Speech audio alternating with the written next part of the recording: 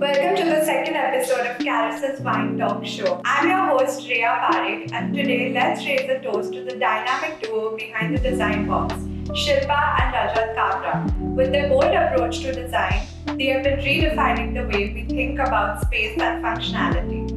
Welcome Shilpa and Rajat. We are super excited to have you here. Thank you for coming all the way and being a part of this Wine Talk Show. It is very inspiring to see a dynamic duo, power couple like both of you working together and achieving great things. How has it been working together, and how do you maintain the personal life versus your professional life? I'm sure it's fun, but are there any challenges, or is it more of like you have a partner in crime with you? I think you just politely asked us how do we maintain our sanity. Yeah, You know, in movies, they'll always say people meet, yeah, and then they decided to spend their lives together, and the end. yeah. It's never the end. That's when the movie actually starts. That's true. I can imagine. The biggest challenge to maintain the work-life balance is to have two alphas running the show, and for us to come to the same page and maintain sanity, it took a lot of work. Almost a decade. almost a decade, yeah, to how peacefully function together. Because you cannot have two people running the same show. It's very difficult. So when you need to know which one has to take a back seat at which particular point, so Yeah. that the other one can take charge and just run everything smoothly. Correct. But yeah, it's been a fun, jolly ride. Yeah. And the way we have discovered how do we function together. So we've come a long way from not killing each other to sitting next to each Yeah. other and having a fun conversation. Yeah, and I'm interested, do you guys have a specific, like a section of work that this is like my forte and this is your responsibility, or is it like depends project to project? Yeah, he earns money, I count. So, we both have our strengths, and we focus on strengths, not weaknesses, because what is my weakness will be his strength. So I cannot ask money from a client. He can. Yeah, I think I am just quicker and better in terms of selections. So is he. But even in selections, he'll never select curtain. Iska project hoga to bhi he'll never select curtains. Yeah. I hate selecting tiles. okay. So we have these little sections. So if there's an outdoor material involved, I really don't like selecting outdoor materials. That's where he'll jump in and he'll pick. Yeah. So we always use each other's strengths Okay. in designing, in selection, in delegating, all the paperwork, everything, right from the smallest bit to run a business, we use our strengths. That's amazing. And I just want to say the reason I selected champagne as our wine today, I'm a wine connoisseur, so I'm going to get a bit technical about it. But champagne is actually made from two different grapes, Pinot Noir and Chardonnay, which is red and white grapes. And they come together to make a beautiful sparkling wine, which is champagne. And I thought this represents both of you really well. Both of you kind of, both of you kind of coming like different people and coming together to create magic in interior design. So that's the reason I selected champagne. I think we should do a cheers to celebrate both of you. Cheers. So at Design Box, what is your personal style, or like an element or a technique that you usually do? Like what are you known for? Like what is signature to Design Box? See, it's not more like a common design style that we have. Basically, clients are divided into three segments. First is a client who comes to TDB. Yeah. Okay, that client will go through our work, he'll see our work, he likes our work, he comes to TDB and tells us that this is the space you need to design. So at TDB, the design style is more of client-centric. That is, whatever space we create has to embody the style and personality of the client. It is basically an extension of the client. So Correct. if you are doing a residence, the residence should be something that the client can just merge into it. So that is what TDB does. Individually, then there are certain clients who want to come and get the work done from Shilpa. Yeah. So then Shilpa has a preset thing where she'll go into the minutest of details, and she loves working with marble, and she just go crazy with. And I don't listen. I mean, I do my So thing. that's more more of marble countertops or just overall tiles, ceilings, everything? Everything. Yeah. I think it is one of the most underrated materials. Yeah.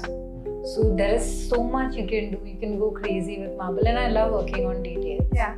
When somebody comes to me, I am more into contemporary, little bit of madness coming into the design, things flowing from one corner to the other, and so it's a different design style altogether. Not many people are comfortable with. So, but when somebody comes directly for that particular style, then I just go crazy with it. It's more maximalist quirky, you would say? Yeah, but then not in a classical style, but more contemporary deconstructivist style. There's a lot of geometry involved, a lot of fluidity involved, a lot of Okay. patterns involved in his style. Okay. And mine would be a lot of intricate work. So the geometry and the designs are very simple, but they don't look simple because of the detailing and the minute things that sometimes we tend to overlook. Certain elements we tend to overlook. We really work on that. Yeah. But that's the beauty of it. The moment a client looks, or not even a client, any observer looks at a detail and says, well, it's pretty simple, but it's difficult to get it actually done. Yeah. Yeah. The simplicity of the detail is hiding the complexity behind it. Correct. That's the beauty of it. Correct. And I wanted to ask you specifically to kitchen space, because we are a kitchen brand. What are some of the trends you are seeing that are continuing from now? Some of the trends you are foreseeing that will come in the future? Because I feel like before there were traditional kitchens, like there are these boxed appliances, and there are these, like typical stone counters. But now, like I've seen a large demand in built-in appliances, because they don't want that boxed appliances to step out or kind of block the view. And that has also us as manufacturers made us innovate more, where we kind of put chimney inside the hob, because you don't want that thing coming out. Or maybe like now granite countertops are doing really nice. PVD and stainless steel things has really come up. So what are some of the trends you are seeing, not in just terms of appliances, but as a kitchen as a whole? See, for me, tech is gonna take over kitchens as well.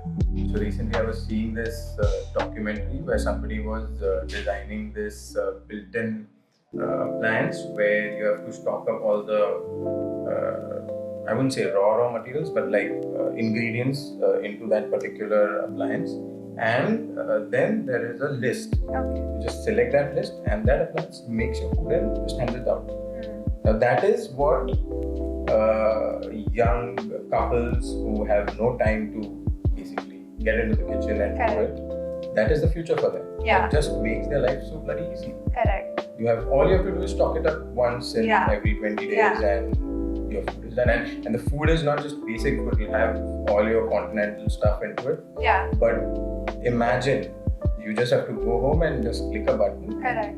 In half an hour's time, your food is ready. What else do you want? Yeah, I know. Especially in today's world when everyone is so busy, the new generation is always working. You want everything to be done so quick, because your whole life is updating. Your phone, your car, everything else. Why not your kitchen as well? But in terms of materials, have you seen a big shift in terms of like people prefer some other materials versus they prefer something else now? Or do you think it just depends on the client? I think ceramic is going to take over soon. We've seen retro kitchens, and then we came a long way and we saw all these sleeker kitchens. Technical term, not technical, basically people identify it as Italian kitchens, where everything is sleek, simple, minimal. But now again, the whole idea of the retro looking kitchens is back. Even appliances now, a lot of brands I know are going the retro way in terms of design.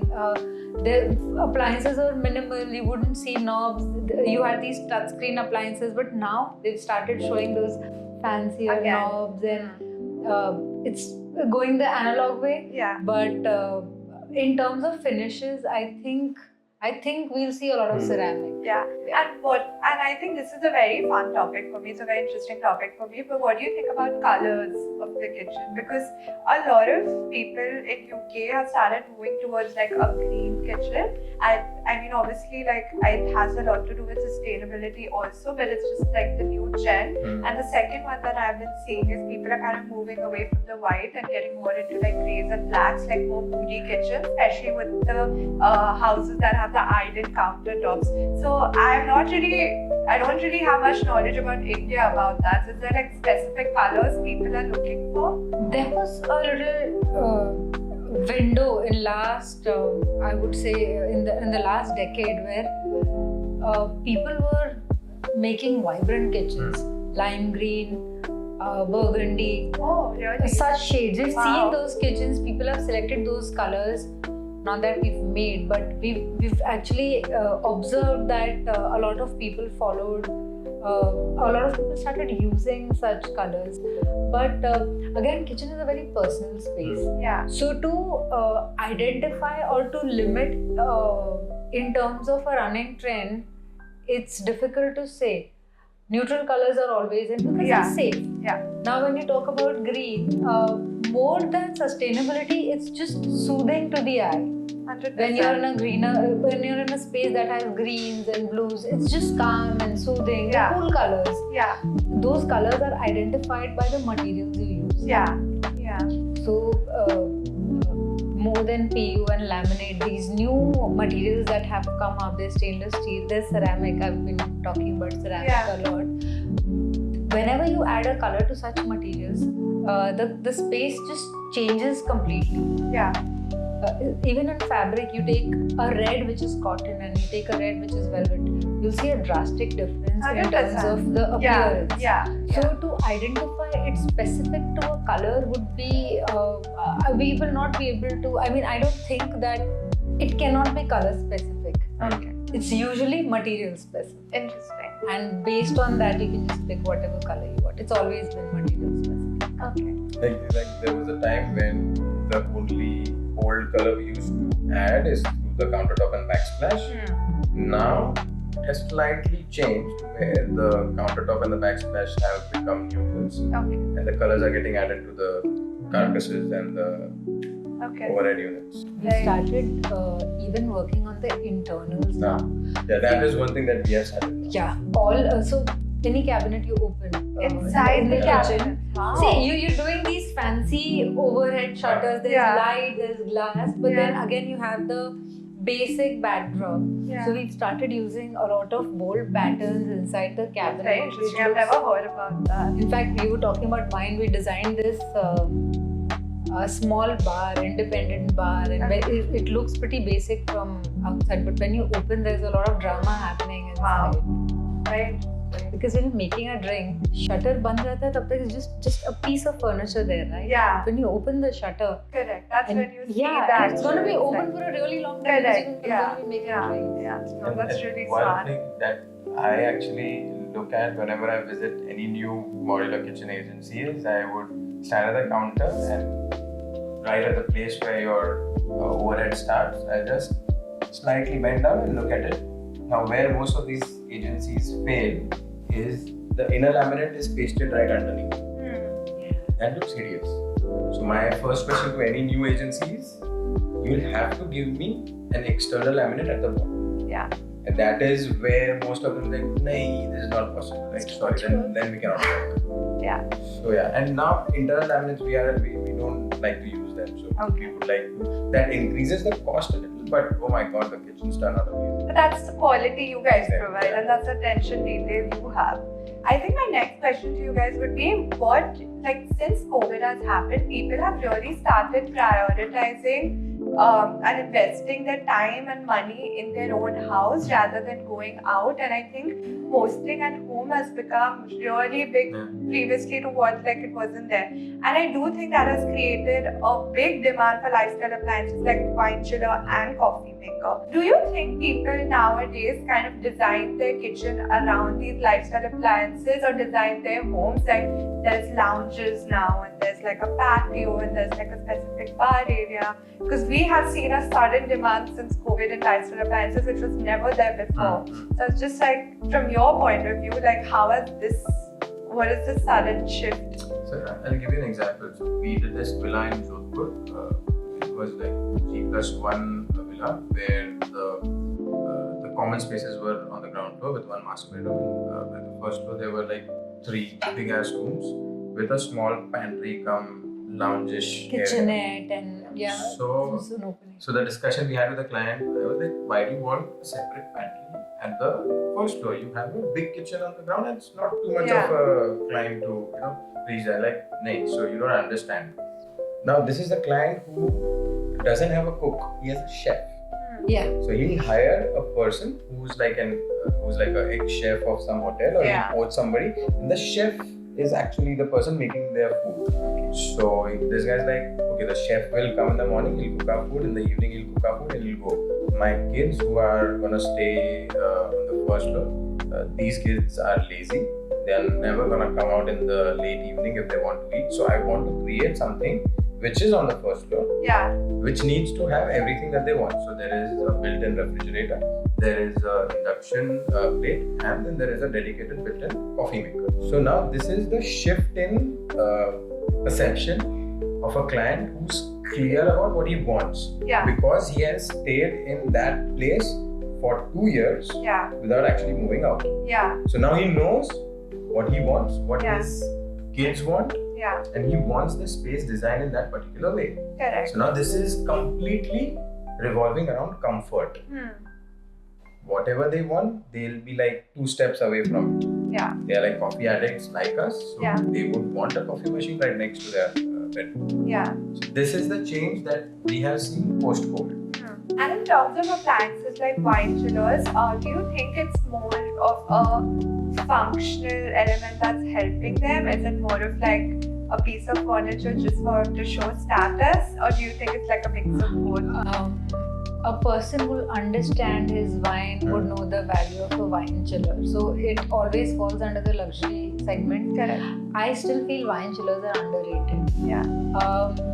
People still store wine in refrigerators, and whenever they're buying wine off the shelf, they feel that okay, it's a sealed bottle, I can just keep it anywhere. But even if your wine is sealed, you really need to store it in the right temperature, depending it's white or red. And I feel like you said how you're also decorating the inside of the bar.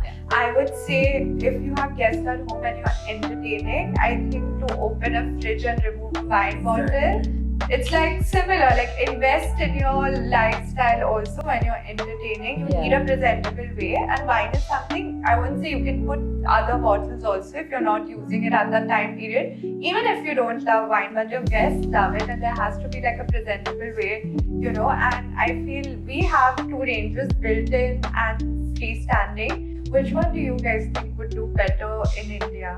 I would say freestanding, because most of the kitchens, especially in Mumbai, they are not going to be that big. Outside Mumbai, definitely a built-in would work more. Even outside, I know if they have a designated bar area, they would want a wine chiller right there rather than having one in the kitchen.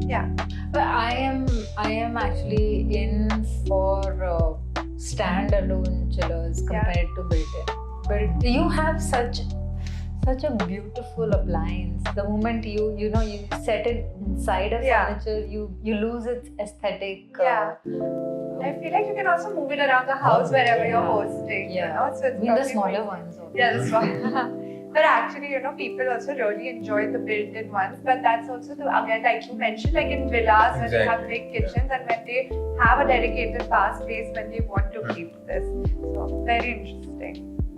Also, it depends on how many wines a person is actually collecting. Then you need a wine cellar. Then you need a wine cellar. I think we have to think about that now. Okay, so we're going to play a little fun game similar to wine tasting. You guys have to get 3 aromas of flavors in this wine, and you will be given only 5 chances. And I just want to see which one of you get the most correct. The hint would be it's fruits, it could be flowers, it could be food item. That's basically the descriptors we use to evaluate the wine. So I would start with swirling and sniffing. See if you guys can already guess what's in there. So when you swirl, you have to read this, right? That's the heaviness. Yeah. How fast it Smells like alcohol. That's what everyone says.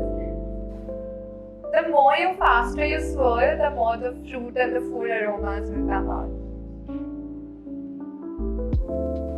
Some berry. Maybe.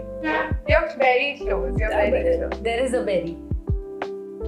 I'm gonna suck at this. Okay, maybe tasting will help.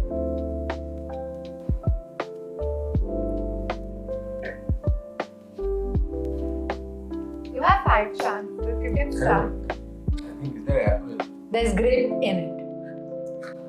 Okay, so what's your first chance? Apple? Green or red? You know what? I'll give it to you. It's very difficult. Apple is correct. Not bad. So he gets 1 point. There are 2 more left. I thought I was gonna win, but there is a grape. I mean, it's made from grapes. Okay. There are 2 more flavors and aromas left. But I said berry. Am I No, berry is not correct. peach? No. Oh my god.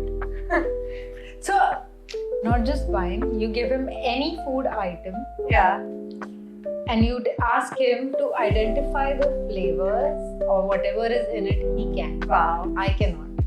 This is very tough actually. It took me a while to start identifying. No. Some leaf, Does it have a hint of cinnamon? No. nutmeg.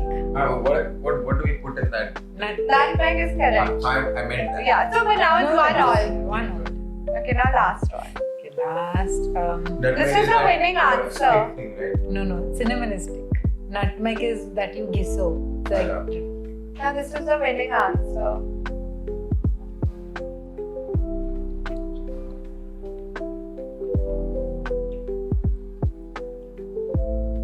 Orange. Very close. Very Lime. close. Citrus. Yes. Yes. What was the one? Citrus. Lemon. Lemon. Okay. You win. I thought you could have it because you were telling me you're very good at it. No, but I'm bad at wine. No, but you know But what? you would identify the spice. I do not agree. I feel like everyone has different taste profiles. Everyone tastes different Yes. things. Yeah. Thank you so much, Rajat and Shilpa, for being here. It was a pleasure having you. And I wish you guys all the best, keeping the dynamic duo and the power couple that you are. And I'm really looking forward to having you guys again. Thank you. Thank you so much. Thank you. Thank you.